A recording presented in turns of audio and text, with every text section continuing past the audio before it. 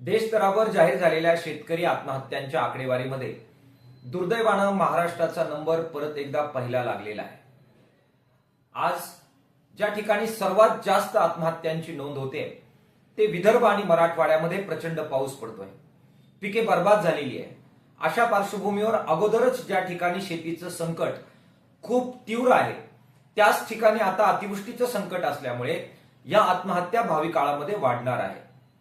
शेतकऱ्यांना तुटपुंजी मदत करत चार सहानुभूतीचे शब्द देऊन ह्या आत्महत्या थांबणार नाहीत। या आत्महत्या महाराष्ट्रातच का होत आहेत, विशेषतः विदर्भ आणि मराठवाडाच त्याचं केंद्र का आहे आणि आपल्यापेक्षा तुलनेनं अधिक गरीब असणारी राज्य बिहार, उत्तर प्रदेश ज्या ठिकाणावरून हजारो लाखोच्या संख्येने जीवन जगण्यासाठी मजूर, शेतकरी, शेतमजूर मोठ्या प्रमाणामध्ये महाराष्ट्रातल्या गावखेड्यामध्ये येऊन राहतात, त्या बिहार आणि उत्तर प्रदेश सारख्या राज्यांपेक्षा सुद्धा महाराष्ट्रात आत्महत्या जादा का आहेत याचा विवेचनात्मक अभ्यास करून त्याच्यावर उपाय करावे लागणार आहे।